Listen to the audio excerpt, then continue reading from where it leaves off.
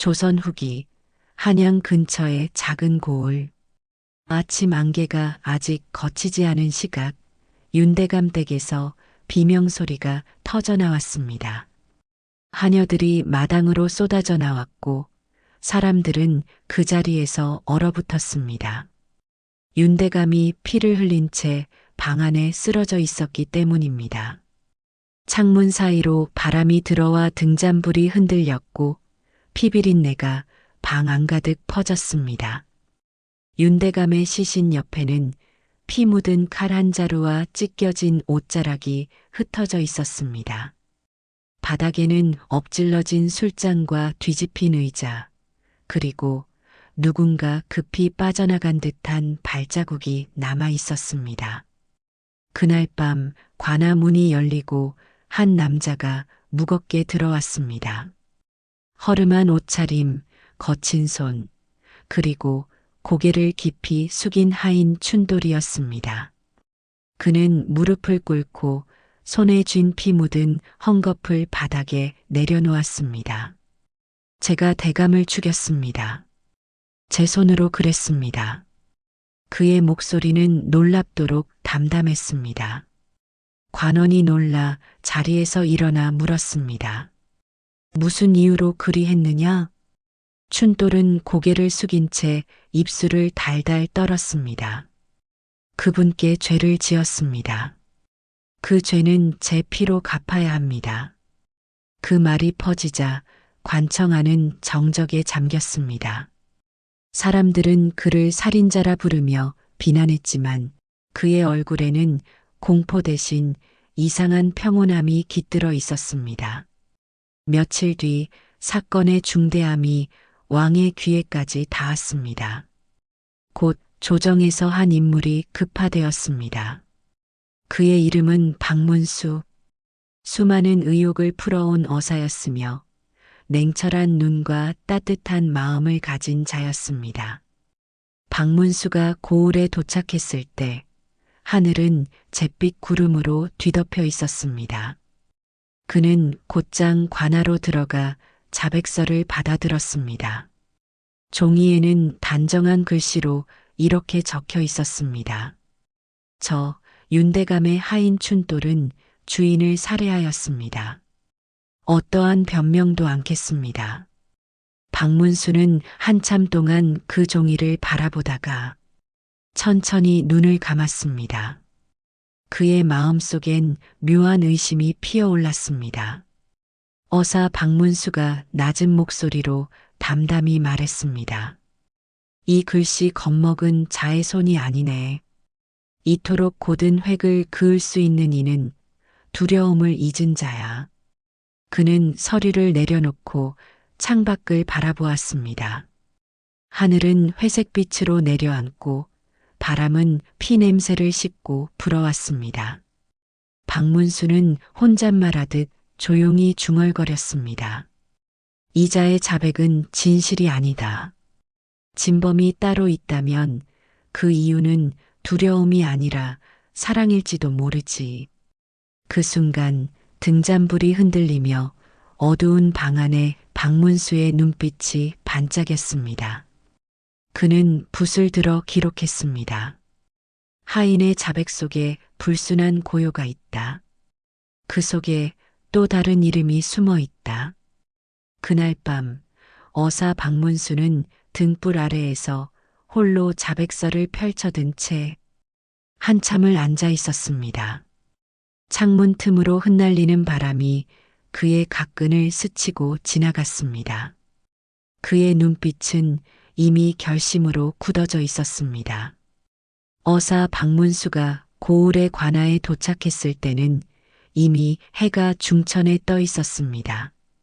관청 앞마당에는 백성들이 삼삼오오 모여 웅성거렸고 포졸들은 사람들을 밀어내며 질서를 잡고 있었습니다. 사람들은 모두 하인 춘돌을 향해 손가락질하며 욕설을 퍼부었습니다. 그 은혜를 배신한 놈이요. 당장 처형해야 하오. 주인을 죽이고도 태어나다지 않소. 박문수는 군중의 틈을 지나 관아로 들어갔습니다. 그의 발걸음은 느렸지만 눈빛은 매섭게 모든 것을 살피고 있었습니다. 그는 곧장 춘돌이 갇혀 있는 신문실로 향했습니다. 방 안에는 어둠이 내려앉아 있었고 춘돌은 두 손에 포승줄이 묶인 채 벽에 기대어 있었습니다. 그의 눈은 피로 붉게 충혈되어 있었고 입술은 말라 있었습니다. 박문수가 낮고 냉정한 목소리로 말했습니다. 그대가 윤대감을 죽였다고 했느냐? 춘돌이 고개를 숙이며 떨리는 목소리로 말했습니다. 예, 소인이 그리했습니다. 박문수는 천천히 걸으며 주변을 살폈습니다. 탁자 위엔 피 묻은 칼, 찢어진 옷 조각, 그리고 자백서 한 장이 놓여 있었습니다. 그는 그 칼을 들어 빛에 비춰보았습니다. 칼등에는 미세하게 남은 가느다란 손톱 자국이 보였습니다. 남자의 손에서 나올 수 없는 얇고 둥근 자국이었습니다. 박문수가 조용히 미간을 찌푸리며 말했습니다. 이 칼을 잡은 손은 여인의 손이로구나. 춘돌이 움찔했지만 곧 고개를 숙였습니다. 그의 어깨가 미세하게 떨렸습니다. 박문수가 눈빛을 좁히며 낮게 말했습니다. 그대는 그 손을 보호하고 있지 않은가. 누군가의 죄를 대신 짊어진 자의 눈빛이 바로 그대의 눈에 있다. 춘돌이 갑자기 고개를 들었지만 곧 다시 내려앉혔습니다. 소인은 주인마님께 빚을 졌습니다. 그분은 굶주린 저와 어머니를 살려주셨습니다.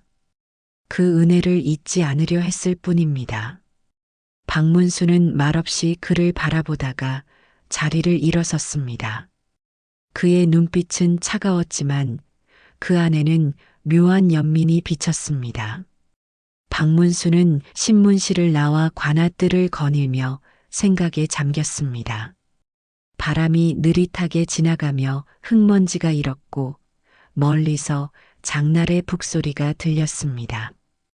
그는 포조를 불러 말했습니다. 춘돌이 일하던 집안의 하인들과 여종들을 모두 모아라. 특히 대감의 딸 그 여인도 부르라. 포졸이 고개를 숙여 달려갔습니다. 잠시 후 박문수는 관아 뒤편의 연못가로 걸어갔습니다. 연못 위에는 낙엽이 떠 있고 물결 사이로 고요한 하늘이 비쳤습니다. 그는 돌 하나를 들어 연못에 던졌습니다. 물결이 잔잔히 퍼져나가며 그의 얼굴을 비췄습니다. 진실이란 돌처럼 가라앉지. 하지만 언젠가 그 물결이 드러나게 마련이다. 그날 저녁 박문수는 관아의 하급관리 홍찬봉을 불러들였습니다. 홍찬봉은 나이가 지긋하고 말이 많은 인물이었습니다. 홍찬봉이 말했습니다. 어사님, 그 하인 춘돌은 오래전부터 대감댁에서 일했습니다. 성품이 어질고 주인의 매질을 대신 맞을 정도로 충직했지요. 그런데 그가 살인을 했다니 믿을 수가 없습니다. 박문수가 담담히 말했습니다. 그래서 나는 믿지 않네. 그 자백이야말로 가장 의심스럽지. 홍찬봉이 조심스레 고개를 끄덕이며 말했습니다. 사람들 말로는 대감댁의 안 사람이 늘 병석에 누워 있었다지요. 밤이면 여종 하나가 몰래 방으로 드나들었다 합니다. 박문수는 눈빛이 번뜩이며 되물었습니다. 그 여종의 이름을 아는가? 홍찬봉이 말을 이었습니다. 월하라 부릅니다. 그 하인이 늘 곁을 지키던 여종이라 합니다. 박문수는 붓을 꺼내 기록했습니다. 그의 글씨는 매끄럽고 단호했습니다. 하인의 자백, 여종의 침묵, 그리고 주인의 피. 이 셋은 한 줄의 진실로 묶여 있다. 다음 날 아침 박문수는 다시 춘도를 찾아갔습니다. 그는 밤새 잠을 이루지 못한 듯 눈이 퀭했습니다. 어사 박문수가 조용히 앉으며 차분한 목소리로 말했습니다. 춘도라, 자백을 하면 죽음이 기다린다는 걸 알고 있느냐? 춘돌이 담담히 말했습니다. 압니다. 다시 박무순가 말을 이었습니다. 그럼에도 왜 입을 열지 않느냐? 왜 그 손을 감싸려 하느냐? 춘돌은 눈을 감고 떨리는 입술로 말했습니다. 그분은 피가 묻으면 안 됩니다. 그 손은 살리기 위해 태어난 손이니까요. 박문수는 잠시 말이 없었습니다. 그의 눈빛은 깊은 연민과 분노 사이에서 흔들렸습니다. 그리고 마침내 중얼거렸습니다. 그 손이 여인의 손이라면 그대는 한 생을 걸어 그녀를 지키려는 것이로군. 춘돌의 눈가가 젖었습니다. 그는 고개를 숙인 채 아무 말도 하지 못했습니다. 그날 밤 박문수는 관아의 등불 아래에서 자백서를 다시 펼쳤습니다. 한 줄 한 줄 그는 글씨의 강약과 붓의 방향을 살폈습니다. 그 글씨는 단호했지만 끝 획마다 미세한 떨림이 있었습니다. 그건 두려움의 떨림이 아니라 눈물의 흔적이었습니다. 그는 붓을 들어 기록했습니다. 하인의 손끝에 묻은 것은 피가 아니라 다른 이의 눈물이다. 밖에서는 비가 내리기 시작했습니다. 처마 밑을 두드리는 빗소리가 관아를 가득 채웠습니다. 박문수는 등잔불을 끄지 않은 채 밤을 지새웠습니다. 창문 틈 사이로 바람이 스며들고 종이 위에 물방울 하나가 떨어졌습니다. 그는 그것을 손가락으로 문질렀습니다. 이 빗물처럼 진실도 결국 스며 나올 것이다.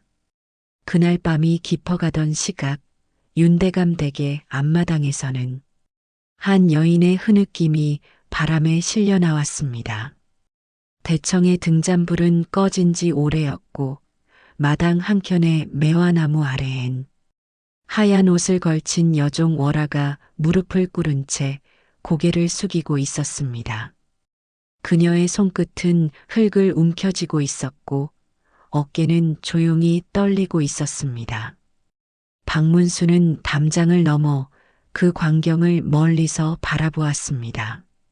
달빛이 흐릿하게 그녀의 얼굴을 비추었는데 그 얼굴은 눈물로 젖어 있었지만 오히려 평온하고 단단한 결심이 깃들어 있었습니다. 그는 속삭이듯 혼잣말을 했습니다. 하인의 자백 뒤엔 이 여인의 눈물이 숨어 있었던 것이로군. 다음 날 아침 박문수는 관아로 월아를 부르도록 명했습니다. 그녀가 들어서자 방 안의 모든 시선이 그에게로 쏠렸습니다. 하얀 소복 차림의 여인은 고개를 숙였지만 그 한 걸음 한 걸음에는 기품이 있었습니다. 어사 박문수가 조용히 그러나 단호한 목소리로 말했습니다. 그대가 윤대감의 딸 연희 아씨를 가까이 모셨다지? 월아가 낮게 떨리는 목소리로 말했습니다. 예, 어사님. 제가 아씨 곁에서 물을 깃고 옷을 다렸습니다. 박문수가 천천히 걸어가 그녀의 앞에 섰습니다. 그의 시선은 그녀의 손등으로 향했습니다. 거기엔 칼자국처럼 보이는 상처가 희미하게 남아 있었습니다. 어사 박문수가 차가운 눈빛으로 물었습니다. 이 상처는 어찌 생긴 것이냐? 월아가 순간 손을 감싸쥐며 머뭇거렸습니다. 그저 부엌 일을 하다 다쳤을 뿐입니다. 박문수가 낮은 목소리로 담담히 말했습니다. 그대의 손은 부엌 일로 생긴 상처가 아니다. 나는 피비린내를 오래 맡아온 사람이다. 그녀의 눈이 순간 흔들렸습니다. 그러나 이내 고개를 숙이고 아무 말도 하지 않았습니다.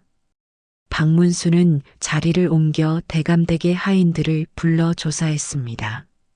늙은 하녀 하나가 망설이다가 결국 입을 열었습니다. 어사님, 그날 밤 아씨의 방에서 남자의 고함 소리가 들렸습니다. 그리고 월아가 뛰쳐나오며 아씨, 손을 놔두시오. 라 소리쳤습니다. 박문수가 그 말을 듣고는 눈빛이 싸늘하게 식었습니다. 그는 즉시 월아를 다시 불러 세웠습니다. 어사 박문수가 냉정하게 말했습니다. 그날 밤 무슨 일이 있었는지 숨김없이 말하시오. 그대가 본 것, 들은 것, 느낀 것, 모두 진실대로 말하지 않으면 죄가 더 커질 것이다. 월아는 한참 침묵하더니 마침내 눈물을 머금고 말했습니다. 그날 밤 대감께서 또 부인 댁을 찾으셨습니다. 술에 취하신 채 부인께 손찌검을 하셨습니다. 아씨께서 그 모습을 보고 달려들었지요. 그녀는 손으로 얼굴을 가리며 흐느꼈습니다. 아씨는 울부짖으며 아버지께 매달렸습니다.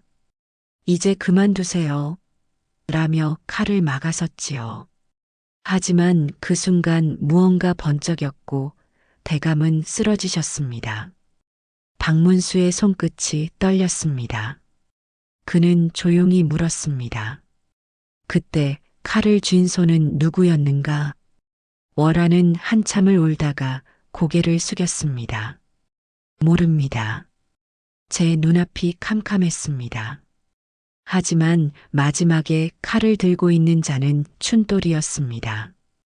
그는 아씨를 감싸 안고 피를 막으려 했습니다. 박문수는 그 말을 들은 뒤 자리에서 천천히 일어났습니다. 그의 표정엔 무거운 침묵이 깔렸습니다. 그렇다면 점점 거짓 자백의 이유가 드러나는구나. 그날 밤 박문수는 윤대감의 빈소를 찾았습니다. 향 냄새가 무겁게 감도는 방 안 위패 앞에서 연희가 무릎을 꿇은 채 향을 피우고 있었습니다. 그 옆엔 월아가 고개를 숙인 채 조용히 울고 있었습니다. 박문수는 문 밖에서 그 광경을 지켜보다가 조용히 입을 열었습니다. 부친의 죽음 앞에서 눈물 흘리는 딸의 얼굴이 어찌 저리도 맑을 수 있단 말인가. 그리고 박문수는 천천히 걸어가 연희의 곁에 섰습니다.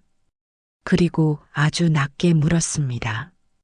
아씨, 하인 춘돌이 당신을 위해 자백한 것입니까? 연희가 놀란 듯 얼굴을 들었지만 곧 다시 고개를 숙였습니다. 그녀의 손이 미세하게 떨리고 있었습니다. 저는 아무 말도 하지 않겠습니다. 다만 그 사람을 살려주십시오. 박문수의 눈빛이 흔들렸습니다. 그대는 입을 다물면 그 하인은 죽는다. 그러나 입을 열면 진실은 피를 본다. 연희는 눈을 감고 고개를 숙였습니다. 그렇다면 저는 침묵을 택하겠습니다. 그것이 제 죄라면 기꺼이 짊어지겠습니다. 그날 밤 어사 박문수는 관하로 돌아와 홀로 앉았습니다. 바깥에선 새벽비가 내리고 있었습니다. 그는 등잔불 앞에 앉아 기록을 남겼습니다. 거짓 자백 뒤에는 두 개의 울음이 있다. 하나는 두려움의 울음, 또 하나는 사랑의 울음이다. 그리고 지금 나는 후자의 냄새를 맡고 있다. 창문 너머로 비바람이 몰아치고 등잔불이 위태롭게 흔들렸습니다. 박문수는 붓을 내려놓고 천천히 고개를 들었습니다. 그의 눈빛은 결심으로 굳어져 있었습니다.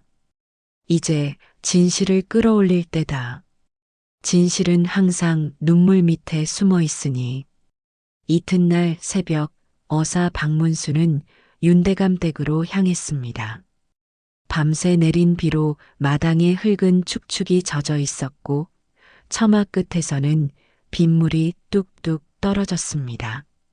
한밤의 비는 씻어냈지만 이 집안에 스며든 피의 냄새는 사라지지 않았습니다. 박문수는 대청마루에 발을 들이며 조용히 말했습니다. 이 집의 진실은 아직 불 속에서 타고 있구나. 그는 방마다 발자국을 살피며 천천히 움직였습니다. 방 구석에는 아직도 검붉게 그을린 향로가 있었고 탁자 위엔 불에 그을린 종이 조각들이 흩어져 있었습니다. 포졸이 다가와 조심스레 말했습니다. 어사님, 이건 화로 속에서 발견했습니다. 박문수는 젖은 천으로 조심스레 종이 조각을 펼쳤습니다. 글씨는 대부분 타서 사라졌지만 그중 단 한 줄이 희미하게 남아 있었습니다. 용서하라. 박문수의 손이 멈췄습니다. 그는 종이를 빛에 비춰보며 중얼거렸습니다. 이 글씨는 여인의 손이로구나. 그때 마루 끝에서 작은 발소리가 들렸습니다. 돌아보니 윤대감의 늙은 하인 상필이 서 있었습니다.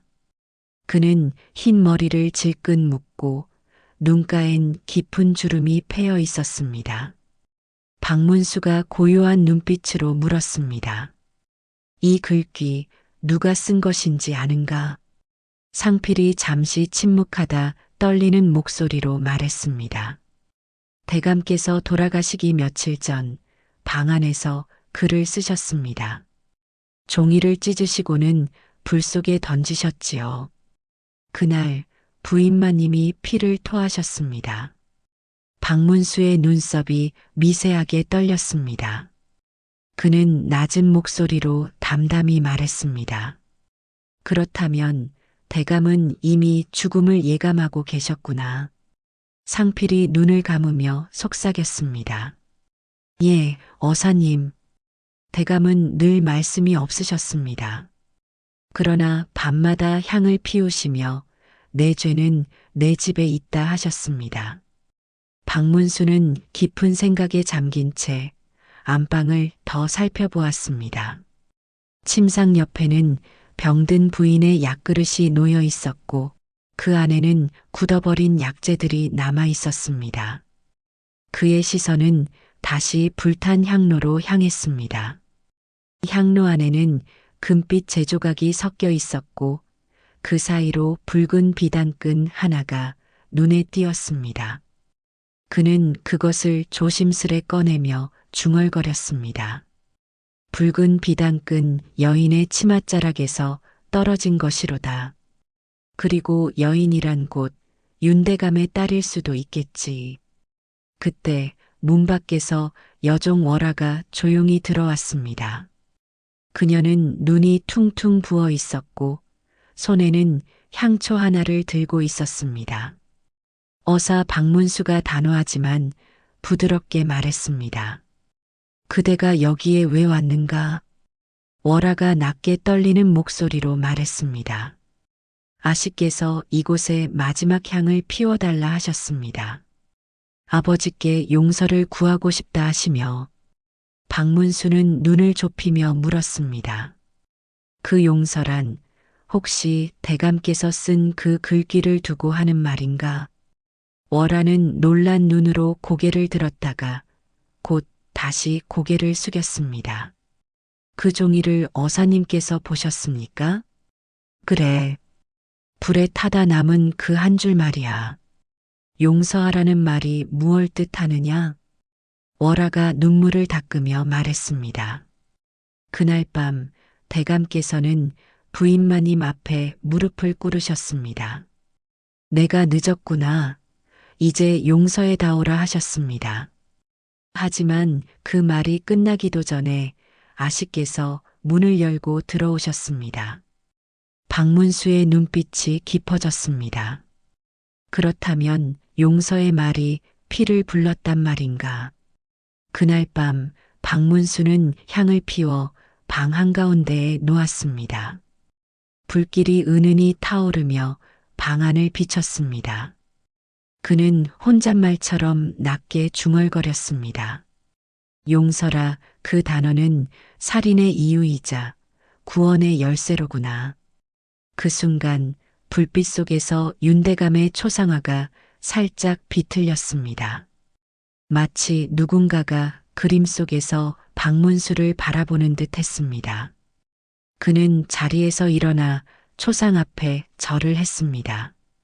대감이시여, 진실을 감추지 않겠나이다. 그러나 그 진실이 누군가의 생을 망치게 된다면 저는 어사로서 괴로울 것입니다. 다음 날 박문수는 월화를 불러 불타지 않은 종이 조각들을 모아오게 했습니다. 그녀는 조심스레 붓과 먹을 꺼내어 글씨를 따라 썼습니다. 그때 박문수는 문득 깨달았습니다. 그녀의 글씨체와 불에 탄 종이에 남은 회계 모양이 같았던 것입니다. 어사 박문수가 놀라며 낮은 목소리로 말했습니다.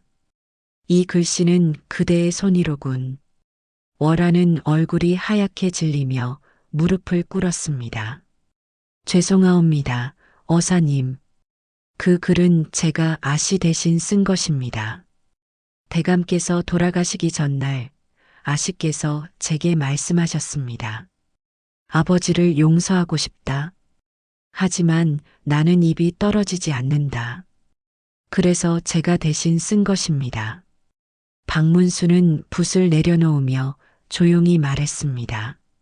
아버지를 용서하고자 한 딸, 딸을 살리고자 한 하인.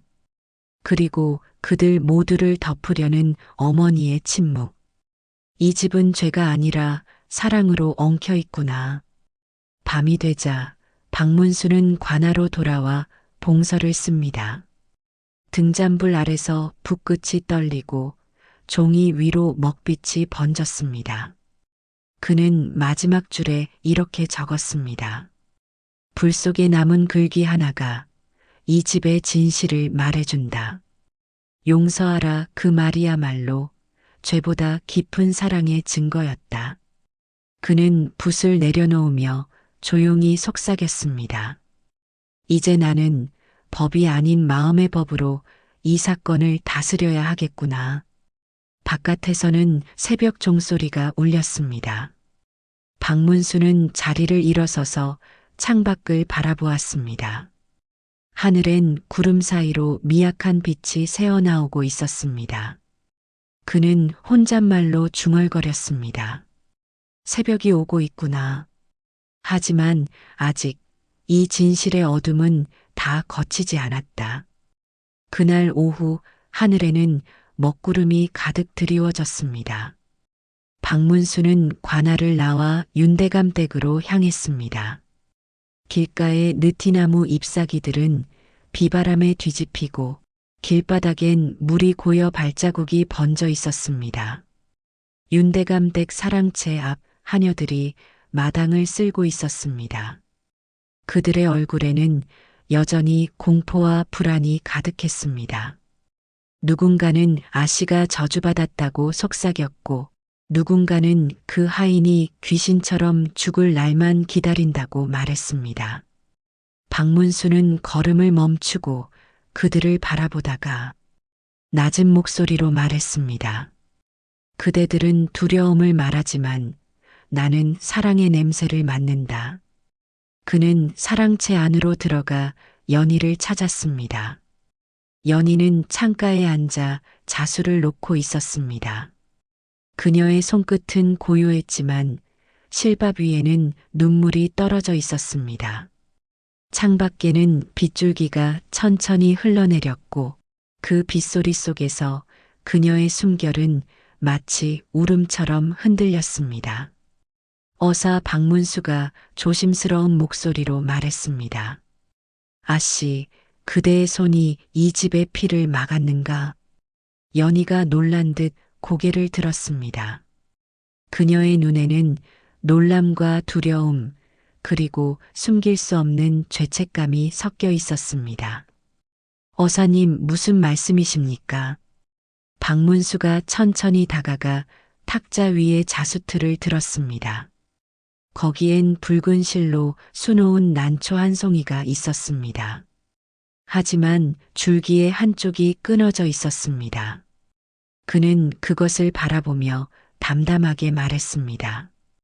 이 난초는 대감댁의 문장이지요. 그런데 줄기가 끊어져 있네. 이건 단순한 자수가 아닙니다.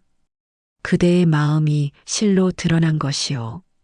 연희는 입술을 깨물며 실을 내려놓았습니다. 그녀의 손끝이 미세하게 떨리고 있었습니다. 저는 그저 어머니를 지키려 했을 뿐입니다. 그 이상도 이하도 아닙니다.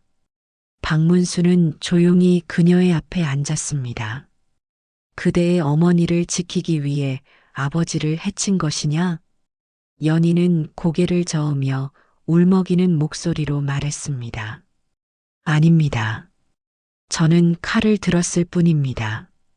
하지만 제 손이 그 일을 죽게 한 건 아닙니다. 그녀의 눈물 한 방울이 무릎 위에 떨어졌습니다. 박문수는 그 눈물을 바라보다가 천천히 입을 열었습니다. 그렇다면 그대의 곁에 있었던 사람은 누구였습니까? 그 밤에 칼을 대신 쥔 자 말이요. 연희의 손끝이 멈췄습니다. 그녀는 한참을 숨죽인 뒤 떨리는 목소리로 말했습니다. 춘돌입니다. 그 사람이었습니다. 창문 밖에서 천둥이 울렸습니다. 비바람이 유리창을 두드리고 방 안의 등불이 흔들렸습니다. 박문수는 조용히 묻습니다. 그대와 그 하인 무슨 사이였습니까? 연희는 손으로 가슴을 감싸며 떨리는 목소리로 말했습니다. 그는 제게 하늘이었습니다. 아무도 몰래 제 말을 들어주고 제 눈물을 닦아준 사람입니다. 하지만 저는 감히 그를 이름으로 부를 수도 없었습니다. 그녀의 눈빛엔 깊은 회한이 담겨 있었습니다. 박문수는 조용히 시선을 내리며 말했습니다. 그대의 침묵이 한 사람의 목숨을 앗아가려 하고 있어. 그대의 사랑이 죄가 되는 이유는 그것이 말로 전해지지 못했기 때문이요. 연희는 두 손으로 얼굴을 가리며 흐느꼈습니다. 그가 스스로 관아로 갔다는 말을 들었을 때 제 세상은 무너졌습니다. 그 사람은 제게 마지막으로 이렇게 말했습니다. 아씨, 죄는 제게 남기십시오. 그분의 손에는 피가 묻으면 안 됩니다. 박문수의 손이 잠시 떨렸습니다. 그는 창가로 걸어가 빗속의 하늘을 바라보았습니다. 하인이 주인을 대신해 죽음을 택하고 여인은 그 죽음을 지켜보며 침묵을 택했으니 이 세상에서 가장 깊은 사랑이 바로 이 집안에 있었구나. 그날 저녁 박문수는 관아로 돌아와 홍참봉을 불렀습니다. 홍참봉은 문득 놀라며 물었습니다. 어사님, 이제 사건의 윤곽이 잡히셨습니까? 박문수가 담담히 말했습니다. 잡혔네. 그러나 잡히지 않은 것이 하나 있지. 무엇입니까? 사람의 마음일세. 법으로는 죄이되 마음으로는 은혜라네. 박문수는 책상 위의 향로에 불을 붙이며 중얼거렸습니다. 이 사건의 진범은 사람의 심장이요. 사랑이란 이름으로 칼을 쥐게 만들었으니까. 밤이 깊어지자 박문수는 등잔불을 끄지 않은 채 기록을 남겼습니다. 종이에 먹을 찍으며 천천히 적었습니다. 사람의 마음이 법보다 먼저 움직일 때 진실은 죄의 모양을 하고 나타난다. 하인의 거짓 자백은 사랑의 고백이었고 그 여인의 침묵은 회개의 절규였다. 그는 붓을 내려놓고 창밖을 바라보았습니다. 하늘의 구름 사이로 달빛 한 줄기가 스며들고 있었습니다. 그 빛은 마치 칼끝처럼 날카로웠지만 동시에 눈물처럼 부드러웠습니다. 박문수는 그 빛을 바라보며 조용히 말했습니다. 이제 남은 것은 진실을 드러내는 일뿐이다. 그러나 그 진실이 누군가의 사랑을 찢게 될까 두렵구나. 그리고 박문수는 범죄가 일어난 날을 상상해 보았습니다.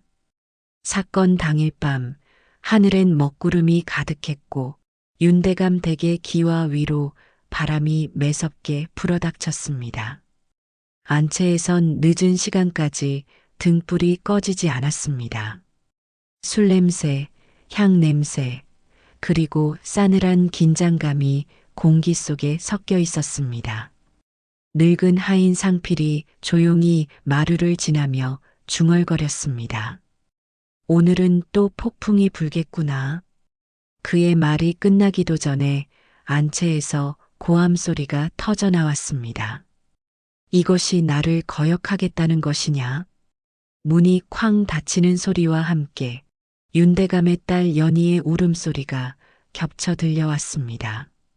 아버지, 어머니를 더 이상 괴롭히지 마십시오. 그 순간 하녀들과 하인들이 모두 놀라 달려왔습니다. 마루 아래 숨어서 그 광경을 지켜보던 이들 중에는 춘돌도 있었습니다. 그의 두 눈은 이미 붉게 달아올라 있었고 입술은 굳게 다물려 있었습니다. 안방 안 병든 부인은 이불 위에 쓰러져 있었고 윤대감은 술병을 들고 흥분한 목소리로 소리쳤습니다. 이녀는 나를 버린 여인이다. 내가 피를 먹여 살려줬더니 이제 나를 원망해. 그의 손이 들리며 병이 바닥에 떨어져 산산이 부서졌습니다. 연희는 떨리는 몸으로 그 앞을 가로막았습니다. 아버지, 더 이상 어머니께 손대지 마세요. 이 집의 죄는 이제 그만이어야 합니다. 윤대감이 광기 어린 눈빛으로 외쳤습니다. 딸년이 감히 아비에게 이래. 그의 손이 연희의 뺨을 세차게 후려쳤습니다. 그녀의 얼굴이 옆으로 꺾이고 입가에 피가 맺혔습니다. 월하가 비명을 지르며 달려왔습니다. 대감님, 제발 멈추십시오. 윤대감은 휘청이며 그녀를 밀쳤습니다. 그녀는 쓰러져 항아리에 부딪혀 머리를 다쳤습니다. 그 순간 연희의 눈빛이 바뀌었습니다. 절망과 분노, 그리고 슬픔이 뒤섞인 눈이었습니다. 탁자 위에는 날이 선 과도 한 자루가 놓여 있었습니다. 윤대감이 다시 어머니 쪽으로 다가가자 연희는 그 칼을 움켜쥐었습니다. 이제 그만하세요. 제발. 그녀의 손이 떨렸습니다. 칼끝이 공기를 가르며 흔들렸고 눈물 한 줄기가 그 칼날을 타고 흘렀습니다. 윤대감이 조롱하듯 웃었습니다. 내가 아비에게 칼을 들겠다는 것이냐? 그 순간 방 밖에서 달려온 춘돌이 문을 밀치며 들어왔습니다. 아씨, 안 됩니다. 그는 연희의 손에서 칼을 빼앗았습니다. 그러나 그 찰나의 순간 윤대감이 몸을 돌리며 그의 팔을 쳤습니다. 칼날이 반짝이며 허공을 그었고 곧이어 퍽 소리와 함께 피가 튀었습니다. 윤대감이 가슴을 부여잡고 비틀거리며 뒤로 넘어졌습니다. 그의 눈에는 놀람과 후회가 동시에 비쳤습니다. 내가 내 딸에게 이런. 그는 숨을 몰아쉬며 바닥에 쓰러졌습니다. 방 안은 순식간에 정적에 잠겼습니다. 떨리는 등잔불 아래 연희의 손끝에서 피가 떨어졌습니다. 춘돌은 얼어붙은 채 대감의 시신을 내려다보다가 갑자기 무릎을 꿇고 손으로 피를 닦기 시작했습니다. 아씨, 아니옵니다. 이건 제 죄입니다. 아씨의 손엔 피가 묻으면 안 됩니다. 연희는 피가 묻은 손을 바라보다가 고개를 저으며 울부짖었습니다. 안 됩니다, 춘돌. 그건 제 탓이에요. 춘돌이 떨리는 손으로 칼을 들며 말했습니다. 이 피를 제 손으로 지우겠습니다. 이제부터 이 죄는 제 것입니다. 월아가 그를 붙잡으며 울었습니다. 안 돼요. 그렇게 하면 다 죽어요.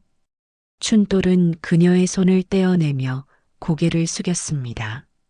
그래도 아씨는 살아야 합니다. 그는 방바닥에 피로 물든 자국을 손수 닦고 자신의 옷으로 대감의 몸을 덮었습니다. 그리고 등잔불 앞에 무릎을 꿇고 두 손을 모았습니다. 하늘이시여, 이 죄를 제게 내려주소서. 춘돌의 이마에서 땀이 흘러내렸고 달빛이 창문 사이로 비치며 세 사람의 그림자를 하나로 겹쳤습니다. 잠시 후 관아로 향하는 길. 춘돌은 마을 어귀에서 잠시 걸음을 멈췄습니다. 새벽 바람이 싸늘하게 그의 옷자락을 흔들었습니다. 그의 얼굴에는 두려움보다 이상한 평온이 깃들어 있었습니다. 춘돌은 하늘을 올려다보며 중얼거렸습니다. 아씨의 손은 맑고 그분의 눈은 깨끗합니다. 죄라면 제 피가 그것을 덮을 것입니다. 그는 손에 들고 있던 칼을 품 안에 넣고 천천히 관아의 불빛을 향해 걸어갔습니다. 발걸음 하나마다 진흙이 묻고 그 위로 빗방울이 떨어져 자국을 지워나갔습니다. 다음 날 아침 그가 스스로 자백하러 들어왔을 때 그의 눈빛에는 두려움이 없었습니다. 박문수는 그때 그 눈 속에 담긴 고요함이 이상하다고 느꼈습니다. 그리고 지금 그는 그 이유를 알고 있었습니다. 어사 박문수가 조용히 중얼거렸습니다. 이자의 자백은 죄의 고백이 아니었다. 사랑의 맹세였다. 그의 붓끝이 떨리며 보고서 위에 한 줄의 문장이 적혔습니다. 그날 밤 칼은 사람을 베었으나 마음은 서로를 감쌌다. 그날 밤 박문수는 등잔불 아래 홀로 앉아 눈을 감았습니다. 밖에서는 다시 비가 내리고 있었습니다. 그는 속삭이듯 혼잣말했습니다. 법은 죄를 보지만 나는 사랑을 본다. 이 사건의 진범은 피가 아니라 사랑의 어리석음이었구나. 다음 날 새벽녘 관아의 마루 끝에는 아직도 등불이 꺼지지 않았습니다. 어사 박문수는 홀로 탁자 앞에 앉아 있었습니다. 그의 앞에는 펼쳐진 보고서, 그리고 새하얀 봉서 한 장이 놓여 있었습니다. 붓끝이 종이 위를 맴돌았지만 단 한 글자도 쓰지 못하고 있었습니다. 그의 시선은 창문 너머 희미한 빛으로 향했습니다. 밤새 내린 비가 그치고 어슴푸레한 안개가 뜰 위를 감싸고 있었습니다. 그 고요함 속에서 박문수는 자신의 마음과 싸우고 있었습니다. 어사 박문수가 낮고 단호한 목소리로 혼잣말했습니다. 법은 분명하다. 사람을 죽인 자는 죄인이다. 그러나 그 법이 모든 진실을 담을 수는 없다. 그의 손끝이 떨렸습니다. 그는 봉서를 잠시 덮고 자리에서 일어나 마루 끝으로 걸어나갔습니다. 이른 새벽의 공기가 차가웠고 머리 위의 하늘은 회색으로 물들어 있었습니다. 그때 홍찬봉이 조심스럽게 다가왔습니다. 그의 눈에는 걱정이 어린 채로 박문수를 바라보고 있었습니다. 어사님, 밤을 꼬박 새셨습니까? 얼굴이 많이 상하셨습니다. 박문수가 지친 얼굴로 웃으며 말했습니다. 이 사건이 내 마음을 흔들어 놓는구나, 홍찬봉. 어사로서의 나와 한 사람으로서의 나 사이에 벽이 생겼네. 홍찬봉이 고개를 숙이며 조용히 말했습니다. 하인 춘돌은 자백했습니다. 그를 법대로 다스리면 그뿐 아닙니까? 어사님께서 너무 마음을 쓰시니 몸을 해치실까 염려됩니다. 박문수가 단호한 눈빛으로 그를 바라보며 말했습니다. 그대는 아직 사람의 눈을 모른다. 춘돌의 눈에는 죄의 그림자가 없었다. 오히려 자신의 죽음을 이미 받아들인 자의 평온함이 있었지. 그는 잠시 말을 멈추고 낮게 한숨을 내쉬었습니다. 나는 그 눈을 잊지 못하겠네. 법은 그를 죽이라 하지만 내 마음은 그를 살리라 외치고 있네. 잠시 후 관아 앞마당에서는 포졸들이 춘돌을 끌고 와 무릎 꿇게 했습니다. 박문수는 그를 마주보며 물었습니다. 어사 박문수가 차분하지만 깊은 슬픔이 담긴 목소리로 말했습니다. 춘돌, 그대는 아직도 죄를 인정하는가? 춘돌이 고개를 숙이며 담담한 목소리로 말했습니다. 예, 어사님. 제 죄가 맞습니다. 그날 밤 제 손이 칼을 쥐었고 제 손이 피를 흘리게 했습니다. 박문수가 눈을 가늘게 뜨며 말했습니다. 그대는 거짓을 말하고 있다. 그러나 그 거짓은 남을 해하려는 거짓이 아니구나. 그대의 거짓은 누군가를 살리려는 진실이겠지. 춘돌이 고개를 들었습니다. 그의 눈가엔 눈물이 맺혀 있었지만 미소는 고요했습니다. 어사님, 저는 단지 아씨를 지키고 싶었습니다. 그분은 빛이었고 저는 그 발밑의 그림자였으니까요. 그림자는 빛을 대신할 수 없으니 사라지는 수밖에 없습니다. 박문수의 눈빛이 흔들렸습니다.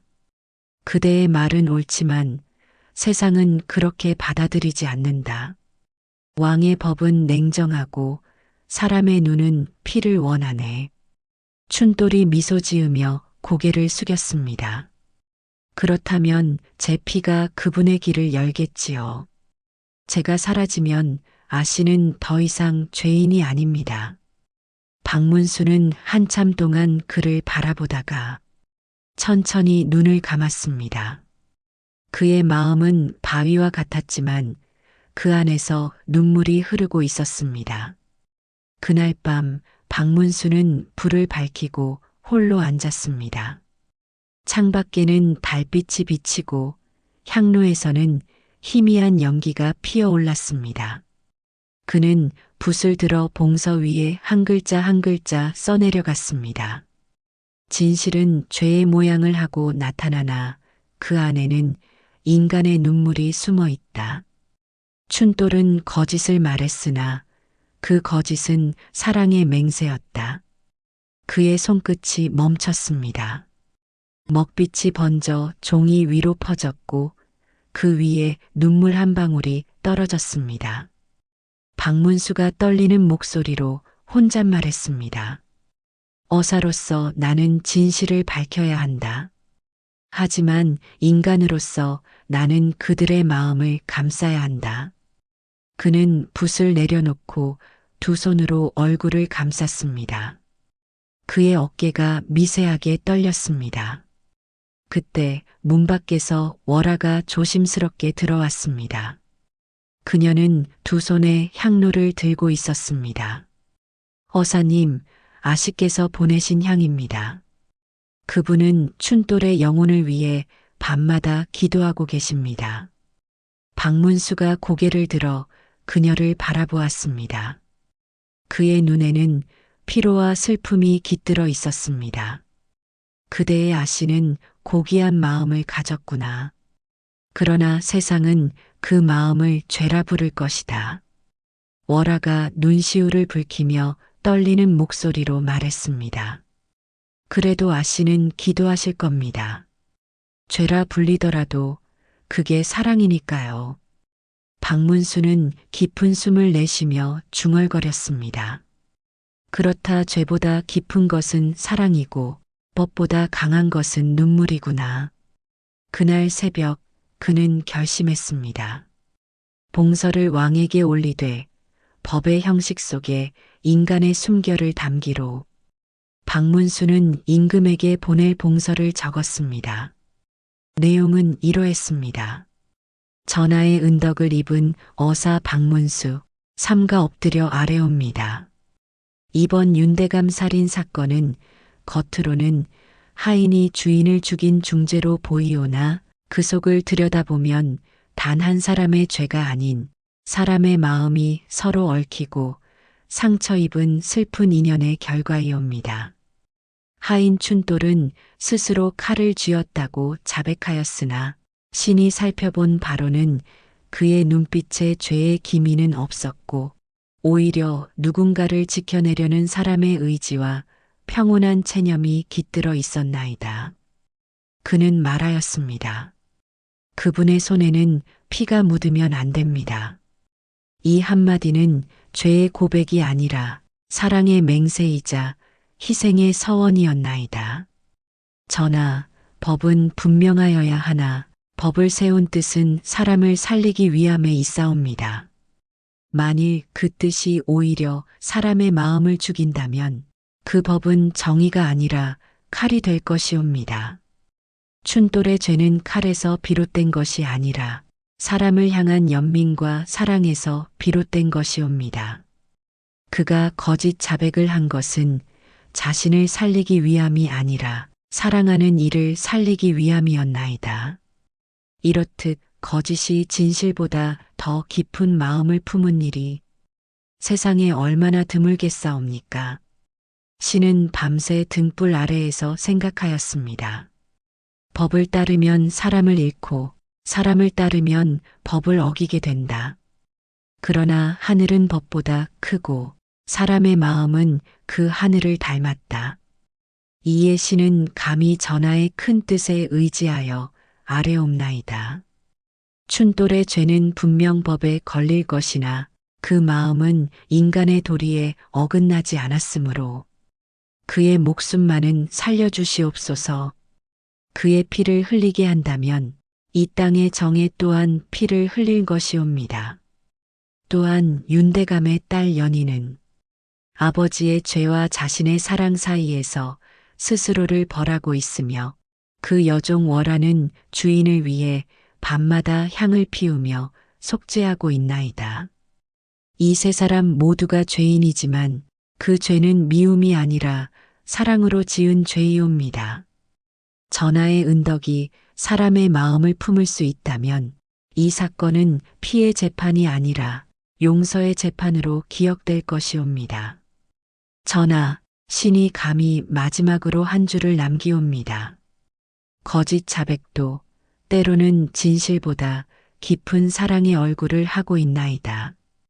이 말이 신의 한 사람으로서의 고백이며 하늘을 향한 작은 기도이옵니다. 삼가 전하의 은혜가 백성의 눈물 위에 내리기를 빕니다. 이만 아뢰옵니다. 그는 붓을 내려놓고 하늘을 올려다 보았습니다. 새벽 하늘엔 옅은 별빛이 스며 있었고 그 빛은 마치 오래된 영혼의 위로처럼 부드럽게 흔들리고 있었습니다. 어사 박문수가 낮게 속삭였습니다. 이제 내 임무는 끝났다. 그러나 마음의 짐은 평생 내려놓지 못하리라. 이른 아침 관아 대청하는 숨막히는 정적에 잠겨 있었습니다. 바닥에는 새로 쳐놓은 돗자리가 깔려 있었고 중앙에는 3개의 자리가 마련되어 있었습니다. 그 위에 하인 춘돌, 양반의 딸 연희, 그리고 여종 월하가 나란히 무릎을 꿇고 있었습니다.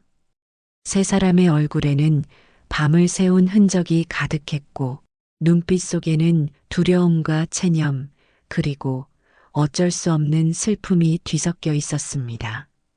어사 박문수는 그들 앞에 서 있었습니다. 그의 눈은 피로했지만 흔들림 없는 결의가 깃들어 있었습니다. 뒤편에는 홍참봉과 포졸들이 조용히 서 있었습니다. 바람 한 줄기마저 멎은 듯한 고요함 속에서 박문수는 천천히 입을 열었습니다. 오늘 나는 진실을 듣고자 한다. 진실은 죄를 묻기 위함이 아니라 사람의 마음을 밝히기 위함이다. 그의 목소리는 낮았지만 대청의 공기를 가르며 깊이 울렸습니다. 박문수가 춘돌을 바라보며 차분하게 말했습니다. 춘돌, 그대는 이미 자신의 죄를 인정했지.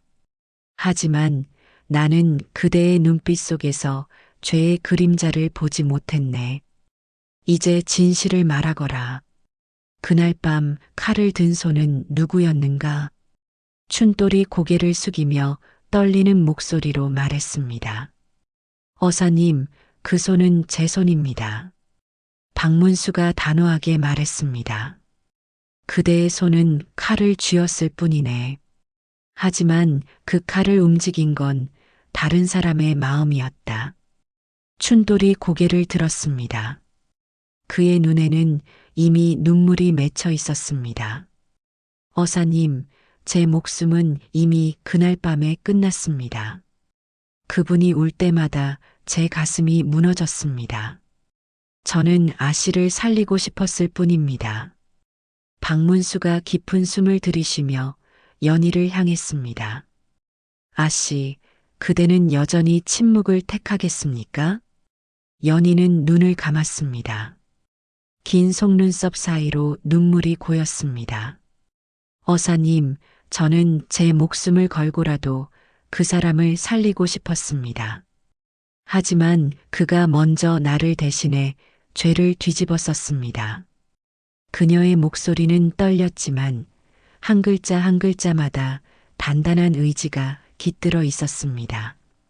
박문수가 낮은 목소리로 담담히 말했습니다. 그대는 죄를 짓지 않았다.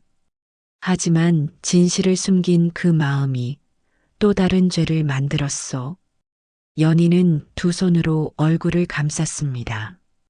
그가 없었다면 저는 살아남지 못했을 겁니다. 저는 그 사람의 희생 뒤에서 숨을 쉬고 있었습니다. 그 순간 월하가 자리에서 일어나 울먹이며 말했습니다. 어사님, 모든 건 제 탓입니다. 제가 그날 밤 불을 켜지 않았다면 아무도 칼을 들지 않았을 겁니다. 제가 두려워 도망치지 않았다면 대감님은 살아계셨을 겁니다. 그녀의 울음이 대청을 울렸습니다. 포졸들이 놀라 서로를 바라보았고 홍참봉이 조용히 고개를 숙였습니다. 박문수는 조용히 손을 들어 그녀를 제지했습니다. 그대의 잘못이 아니네. 그대는 단지 인간이었다. 두려워하고 울고 사랑한 인간이었다. 그의 말에 월하는 손으로 입을 막으며 눈물을 흘렸습니다. 박문수는 세 사람을 바라보다가 조용히 대청 중앙으로 걸어나갔습니다. 그는 바닥에 무릎을 꿇고 손가락으로 피가 떨어졌던 자리를 가리켰습니다. 이 자리에 남은 것은 피가 아니라 사랑이었네. 세 사람의 마음이 서로를 감싸며 피보다 뜨겁게 맺힌 사랑이 이 자리에 남아있네. 그는 천천히 일어나 연희를 향해 물었습니다. 그대는 춘돌을 사랑했습니까? 연희가 눈을 감은 채 떨리는 목소리로 말했습니다. 네. 하지만 저는 그 사랑을 입 밖에 내본 적 없습니다. 그를 바라볼 때마다 죄처럼 느껴졌습니다. 박문수가 조용히 말했습니다. 그렇다면 그대는 이미 죄를 짓지 않았소. 사랑을 숨긴 사람은 세상에 상처를 주지 않는다. 오히려 자신을 태울 뿐이지. 그 말에 연희는 울음을 터뜨렸습니다. 그녀는 고개를 숙이고 흐느끼며 말했습니다. 그의 목숨만은 살려주십시오. 그 사람의 죄는 저의 탓입니다. 제가 그 손을 붙잡았으니까요. 박문수는 한참을 말없이 서 있었습니다. 그의 눈에는 깊은 고뇌가 스쳤습니다. 그는 붓을 꺼내 들고 종이에 한 줄을 썼습니다. 하인은 거짓을 자백했고 여인은 진실을 숨겼다. 그러나 그들의 마음은 모두 하나였다. 그는 종이를 내려놓고 천천히 자리에서 일어났습니다. 나는 오늘 법을 묻지 않겠다. 오늘의 이 대면은 죄를 가르는 재판이 아니라 사랑을 증명하는 재판이다. 그 순간 대청의 바람이 문틈으로 스며들며 등불을 흔들었습니다. 불빛이 세 사람의 얼굴 위로 번졌고 그들의 눈물은 빛을 받아 반짝였습니다. 춘돌이 고개를 들고 조용히 연희를 바라보았습니다. 아씨, 이제 부디 울지 마세요. 저는 괜찮습니다. 제 목숨이 다해도 제 마음은 아씨 곁에 남을 겁니다. 연희는 울음을 참지 못하고 손을 뻗었습니다. 춘돌아, 제발 그러지 마. 그들의 손끝이 잠시 스쳤지만 포졸이 조용히 다가와 춘돌을 데려갔습니다. 그의 뒷모습은 고요했고 걸음은 단단했습니다. 박문수는 그 모습을 끝까지 바라보다가 낮게 속삭였습니다. 이제 세상의 법은 너를 죄인이라 하겠지만 하늘은 너를 인간이라 할 것이다. 그날 밤 박문수는 봉서 위에 마지막으로 한 줄을 적었습니다. 진실은 재판에서 드러나지 않았다. 그러나 그들의 눈물 속에서 나는 하늘의 뜻을 보았다. 그는 봉서를 접으며 창밖을 바라보았습니다. 달빛이 고요하게 관아뜰을 비추고 있었습니다. 그 빛은 세 사람의 눈물 위에 마치 용서의 손길처럼 부드럽게 내리고 있었습니다. 그리고 밤이 깊었습니다. 관아의 모든 등불이 꺼졌지만 단 한 곳, 어사 박문수의 방만이 환히 빛나고 있었습니다. 창밖에는 달빛이 희미하게 비치고 향로에서는 연기가 가늘게 피어올랐습니다. 책상 위에는 펼쳐진 봉서와 검은 먹그릇, 그리고 수많은 수정 흔적이 남은 보고서가 놓여 있었습니다. 박문수는 붓을 쥔 손을 떨며 글을 쓰다가 멈췄습니다. 그의 눈에는 깊은 피로와 번민이 섞여 있었습니다. 그는 자신이 써내려간 문장을 천천히 읽었습니다. 윤대감 살인사건의 범인 하인 춘돌이라 자백함. 그러나 진범은 그가 아니며 죄의 근원은 인간의 사랑과 연민에 있음. 그 문장을 읽는 순간 그의 손끝이 떨렸습니다. 박문수가 낮고 무겁게 말했습니다. 이 글을 올리는 순간 나는 어사로 남고 침묵하면 인간으로 남겠지. 그의 눈에 피로와 고뇌가 서렸습니다. 잠시 후 문이 열리고 홍찬봉이 들어왔습니다. 그는 조심스레 두 손을 모아 인사했습니다. 어사님, 밤이 깊었습니다. 몸을 좀 쉬시지요. 박문수가 고개를 들어 그를 바라보았습니다. 그의 눈빛은 단단했지만 피곤함 속에 인간적인 온기가 비쳤습니다. 찬봉, 그대라면 어떻게 했겠는가? 법을 지키겠는가 아니면 사람을 살리겠는가? 홍찬봉이 난감한 얼굴로 고개를 숙였습니다. 어사님, 저는 감히 다만 왕의 뜻을 따를 뿐입니다. 박문수가 쓰게 웃으며 말했습니다. 왕의 뜻이라. 그러나 왕도 인간이요. 인간의 법이란 본디 하늘의 뜻을 흉내낸 것일 뿐이네. 그는 붓을 들어 다시 글을 썼습니다. 글씨 하나하나가 무겁게 종이에 박혔습니다.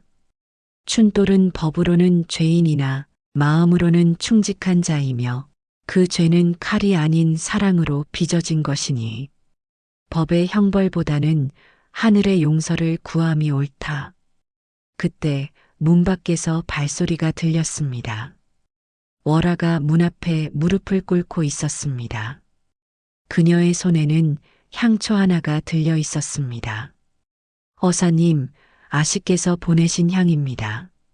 춘돌의 마지막을 편히 보내달라 하셨습니다. 박문수가 향을 받으며 잠시 눈을 감았습니다. 그대의 아씨는 아직도 기도하고 있느냐? 월아가 눈물에 젖은 목소리로 말했습니다. 예, 어사님. 그는 아버지를 잃고 사랑하는 이를 잃고 이제 세상마저 그를 버릴까 두려워하시옵니다. 박문수가 고요히 향로에 불을 붙이며 말했습니다. 세상이 버려도 하늘이 기억하리라. 그리고 어사가 그 하늘의 뜻을 전하리라. 그는 눈을 감고 향 연기를 바라보았습니다.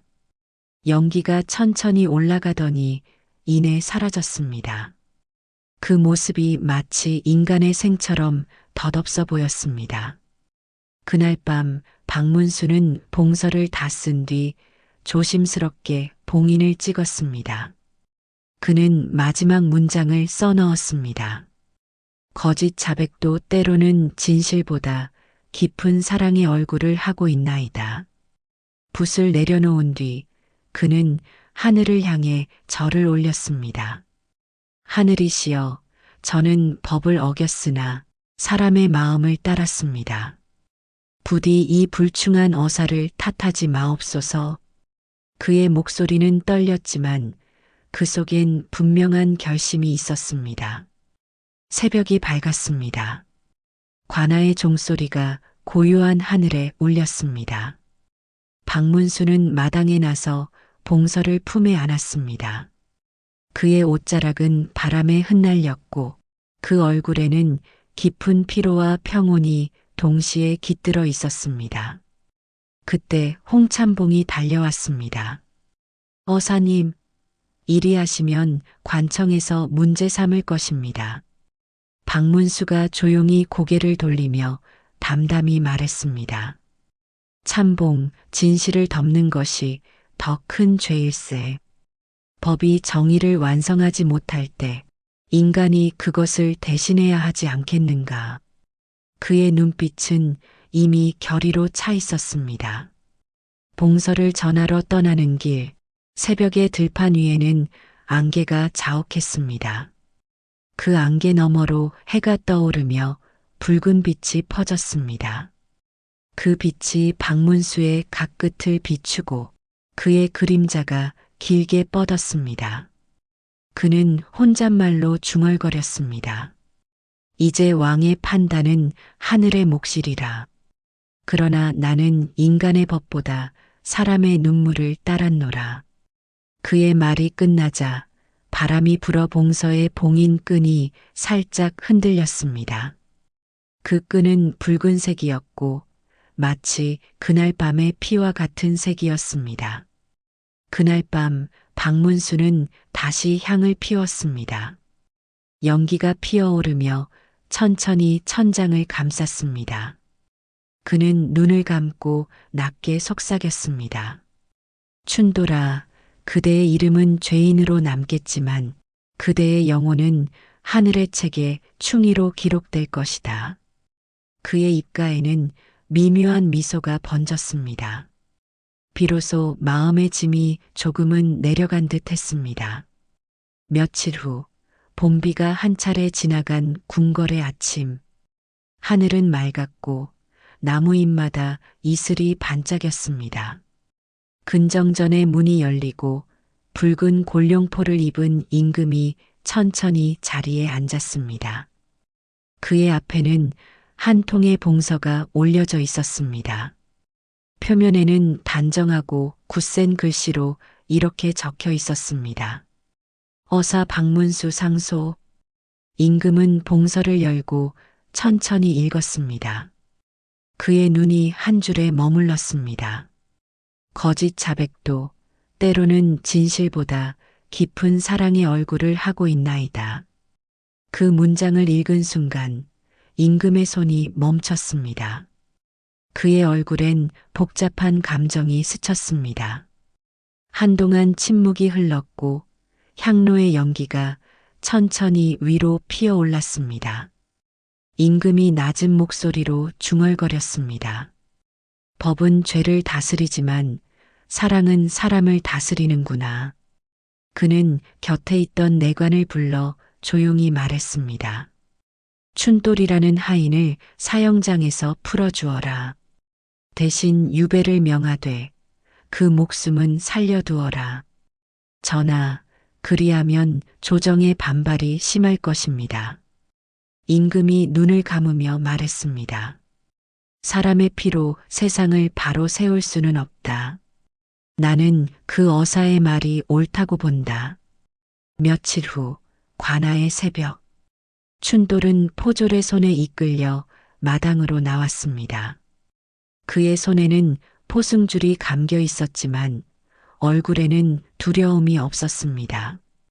그의 눈앞에는 새벽빛이 서서히 번지고 있었습니다. 포졸이 외쳤습니다. 전하의 어명이 내렸다. 하인 춘돌의 사형을 거두고 멀리 동네로 유배한다. 순간 마당에 있던 사람들이 웅성거렸습니다. 춘돌은 놀란 듯 고개를 들었습니다. 그의 입가에는 미소가 번졌습니다. 그는 하늘을 올려다보며 떨리는 목소리로 말했습니다. 하늘이 우리를 버리지 않으셨구나. 그의 눈가에 눈물이 맺혔습니다. 그날 아침 연희는 산속 절을 찾았습니다. 절 마당에는 봄꽃이 피어나 있었고 대웅전 앞에는 흰 연기가 부드럽게 피어올랐습니다.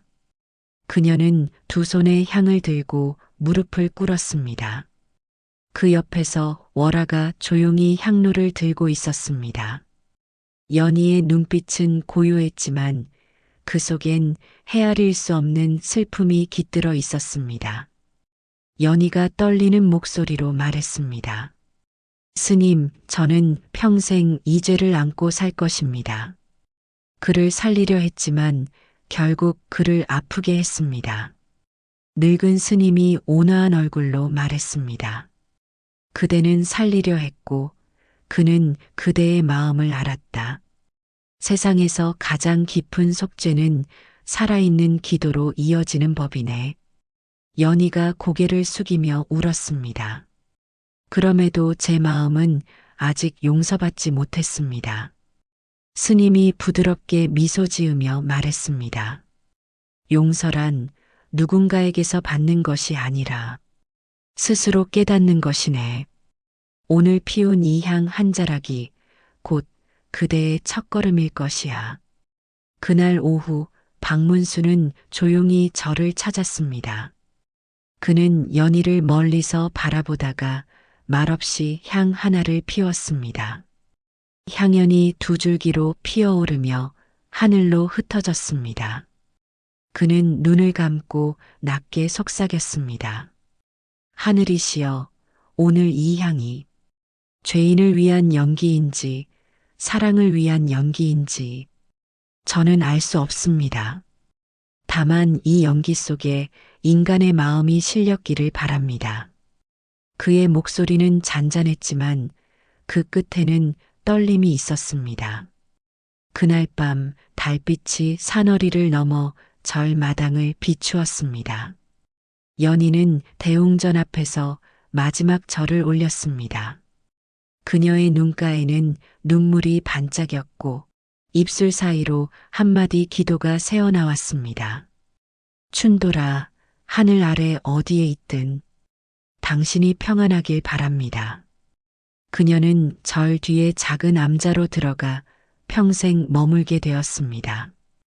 그날 이후 그녀는 매일 새벽마다 향을 피우며 기도했습니다. 세월이 흘러도 그 절에는 언제나 한 줄기 연기가 피어올랐다고 합니다.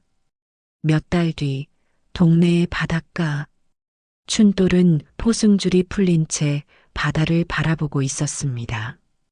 바람이 세차게 불었지만 그의 얼굴엔 미소가 떠올랐습니다. 그는 손에 작은 천 조각을 쥐고 있었습니다. 그 조각엔 연희가 놓았던 붉은 실 난초가 수놓여 있었습니다. 그는 바다를 향해 속삭였습니다. 아씨, 저는 살았습니다.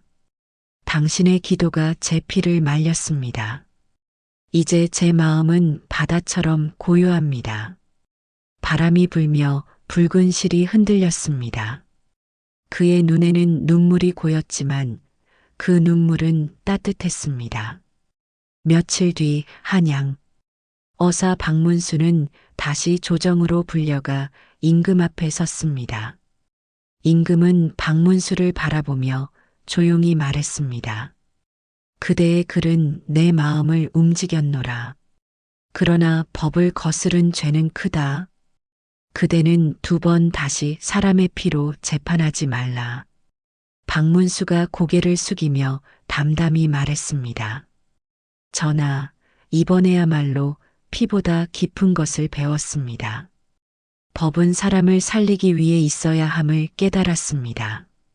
임금이 잠시 그를 바라보다 고개를 끄덕였습니다. 그대의 눈물로 진실을 썼다면 그것이 곧 하늘의 뜻이리라. 그날 밤 박문수는 궁궐을 나서며 하늘을 올려다보았습니다. 달빛이 고요히 그를 비추고 있었습니다. 그는 하늘을 향해 마지막으로 중얼거렸습니다. 진실은 죄의 그림자에 숨어 있었고 사랑은 그 어둠을 비추는 등불이었도다. 오늘 나는 진실보다 사랑이 깊다는 것을 배웠다. 그의 눈빛에는 더 이상 흔들림이 없었습니다. 새벽 하늘은 점점 밝아지고 그 빛은 마치 용서의 빛처럼 온 세상을 덮었습니다.